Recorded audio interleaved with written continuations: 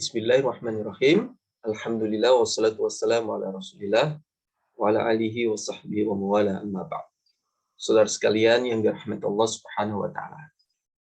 Kita lanjutkan kembali pembahasan kita yang masih di langkah kedua, ya, itu di pembahasan tentang status kata. Status kata di dalam kalimat bahasa Arab. Sebelumnya sudah kita bahas terkait ya mubtada ya. Nah, sekarang kita masuk pembahasan kedua. Pada pembahasan kedua ini kita lanjutkan dengan mempelajari khobar, yaitu apa itu khobar? Yaitu predikatnya mubtada. Gitu ya. Subjeknya bernama berupa mubtada, maka predikatnya ya, berupa khobar. Ya. Ini predikatnya mubtada. Jadi kita akan kuasai predikat khobar ya. Baik, saudara sekalian. Nah, predikat khobar ya. Ini mengikuti contoh sebelumnya itu at-thalibu hadirun.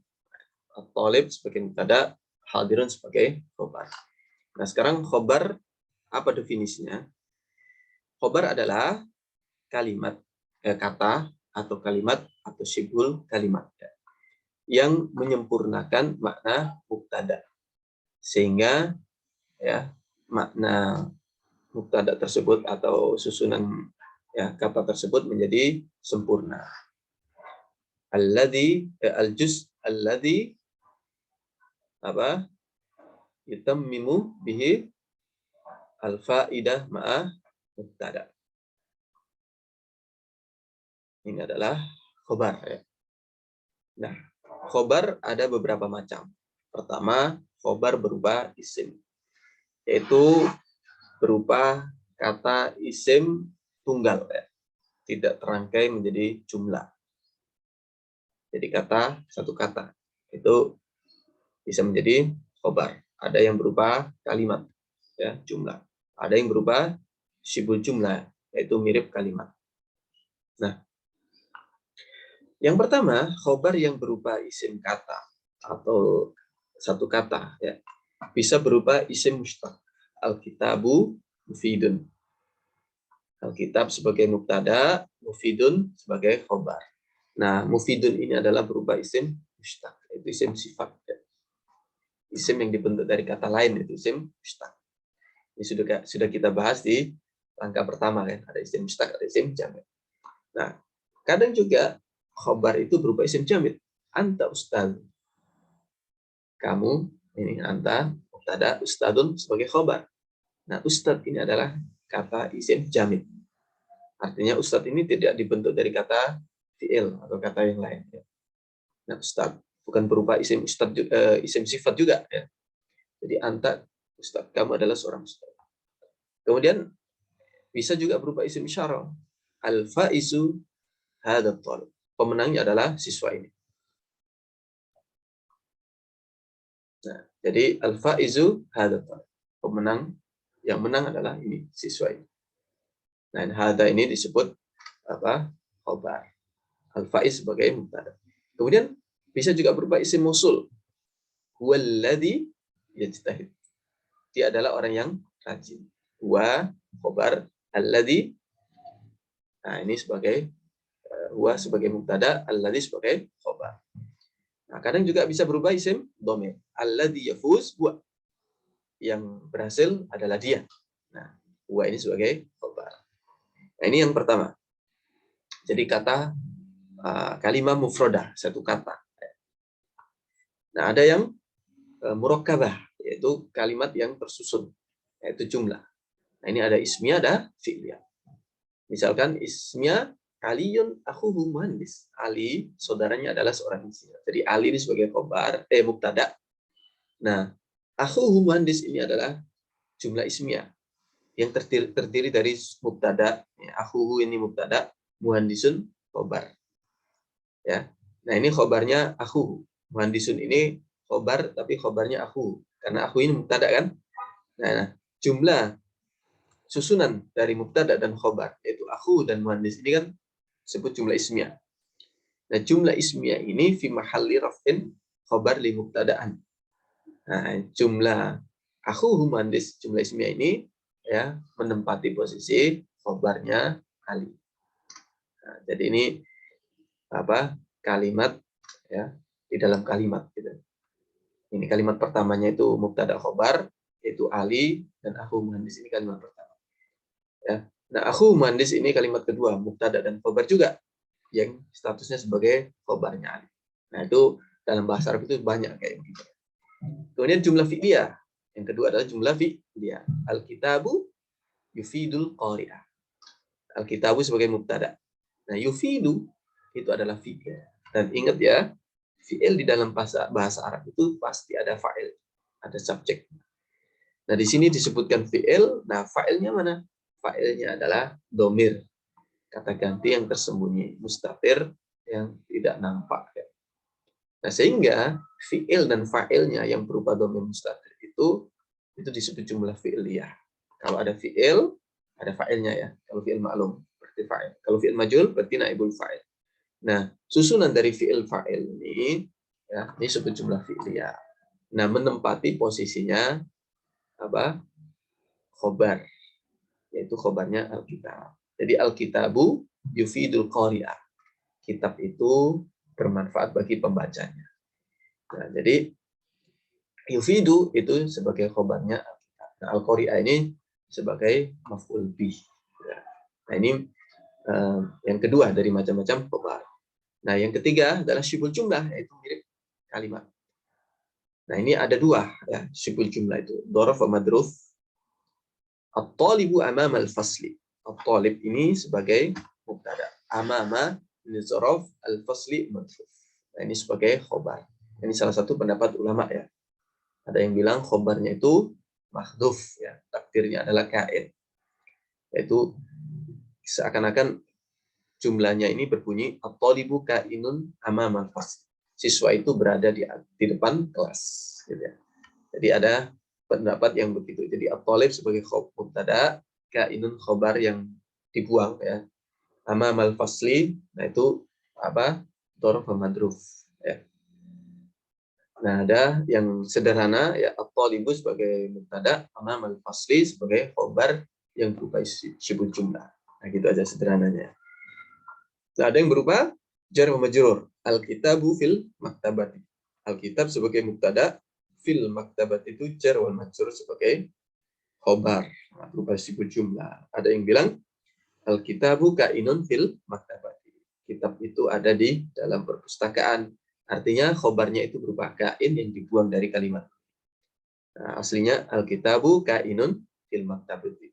Al-kitabu mubtada, kainun khobar, fil maktabati jar majrur muta'alliq bi kain. Nah, kayak gitu. Tapi simpelnya al-kitabu mubtada, fil maktabati khobar berupa syibul jumlah. Nah, ini macam-macam khobar. Nah, berikutnya kaidah. Khobar itu menyesuaikan mubtadanya ya, dalam hal jenisnya. Kalau mubtadanya mudzakkar, khobarnya mudzakkar. Misalkan at-thalibu hadir kan. Kalau muannas at-thalibatu hadiratun, khobarnya menyesuaikan. Atau jumlahnya yaitu bilangannya. At-thalibu satu siswa, hadirun ya, yang hadir satu. Kalau dua at-thalibani hadirun. Kalau banyak at-tullabu hadiruna. Nah, gitu. Nah, untuk jamak tidak berakal, khobarnya boleh muannas mufrad atau jamak muannas. Contoh as-sayyarat musri'atun atau as-sayyaratu musri'atun. Syaratnya adalah apa? Jamak muannas yang tidak berakal. Mobil tidak berakal. Tapi kalau an-nisa, an-nisa mujtahidatun.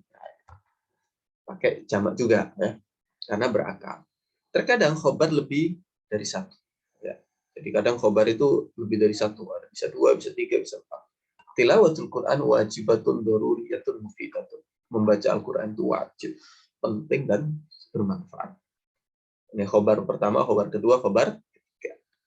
Nah, khobar selalu setelah mubtada, kecuali dalam beberapa kondisi yang nanti akan disebutkan ya. Pertama, menekankan makna khobar di awal. Contoh mamnu tadakhil ya. Jadi kenapa sih mubtada khobar kok bisa ditaruh di awal? Itu tujuannya adalah untuk menekankan makna khobar. Misalkan mamnu tadakhil, dilarang merokok. Aslinya at-tadkhil mamnu, merokok itu dilarang. Nah, itu. Jadi kalau kita dahulukan at-tadkhil, nah itu kita tekan makna rokok. Kalau mamnu, didahulukan berarti kita tekankan makna dilarangnya. Dilarang merokok. Merokok itu dilarang merokok, sama kan? Tapi mana penekanannya? Disitulah yang kita dahulukan. Ya, diawali kata tanya atau nafi. Contoh, ako imun tulab, ya, mako imun zaitun. Ini ada didahului oleh huruf istifham atau didahului oleh huruf nafi. Ya, apakah para siswa itu berdiri atau apakah Zaid itu berdiri? Ya. Atau khobarnya berupa kata yang harus diletakkan di awal. Ya. Nah, jadi khobarnya ini memang harus terletak di awal, nggak mungkin diakhirkan. Misalkan mata limtihan, ya, mata limtihan. Ini mata itu sebagai khobar, al-imtihan sebagai mubtada. Nggak mungkin kita bilang al-imtihanu mata, nggak boleh ya. Tapi mata limtihan. Nah, jawabannya adalah al-imtihanu, ya, fi al-usbu al-qadim. Ujian pekan depan. Gitu. Nah, fil usbu al-qadim itulah ya, khobar, ya, al-imtihan mubtada. Kemudian bersambung dengan domir yang kembali kepada mubtada.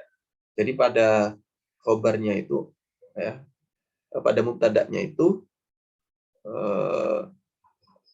ada domir yang kembali kepada khobarnya. Misalkan ansor, ini kan mubtada. Nah, pada mubtada ini ada domir yang kembali ke khobar, lil haq. Ya, maka kita harus baca lil haqqi ansor. Ya, bagi kebenaran itu ada memiliki penolongnya. Ya. Nah, ada sebenarnya, ya, kalimat ini adalah al-ansoru lil haqqi. Ya kan? Para penolong itu adalah milik kebenaran. Gitu. Nah, karena pada mubtada yaitu ansor ada dhamir, ya, yang kembali kepada al-haq, maka al-haqnya harus didahulukan. Karena nggak mungkin kita menyebutkan dhamir di awal, nah mudmarnya, ya, yang digantikannya, dhamir kan kata ganti. Nah, yang digantikannya itu kita, ya, ditaruh di, ya, akhir, ya nggak mungkin. Harus mudmar dulu baru ad-dhamir gitu. Nah, ini. Kemudian mubtada'nya nakiro, khobarnya syibul jumlah. Nah, ini maka khobarnya didahulukan. Misalkan fil fasli thalibun. Nah, thalibun ini mubtada, fil fasli khobar. Bolehkah kita bilang thalibun fil fasli? Enggak boleh, ya. Tapi harus dengan syarat-syarat tadi, ya. Sebelumnya dibahas di pembahasan mubtada. Itu mubtada tidak boleh nakiro kecuali beberapa syarat. Nah, karena ini mubtada'nya nakiro, nah kan, dan tidak memenuhi syarat, ya, boleh di awal, maka mubtada'nya ini harus diakhirkan. Nah, khobarnya didahulukan. Fil fasli thalibun. Kalau kita mendahulukan thalibun, maka harus kita kasih alih. At-thalibu fil fasli. Atau kita kasih sifat, ya kan? Thalibun mahirun fil fasli. Atau kita idhofakan kepada nakiro thalibu ilmin fil fasli. Nah, seterusnya. Nah, kayak begitu, ya. Nah, ini ikhwas sekalian yang dirahmati Allah Subhanahu wa taala, pembahasan kita terkait khobar, ya. Apa itu khobar, definisinya seperti ini. Kemudian apa itu, ya, macam-macam khobar, ada isim, mufradah, ya, kata tunggal, kemudian ada kata tersusun murakkabah, jumlah ismiyah, jumlah fi'liyah, dan ada syibul jumlah, yaitu dzarf madruf dan jar majrur, dan ini beberapa kaidah terkait dengan khobar. Wallahu a'lam bishawab, mudah-mudahan bisa difahami.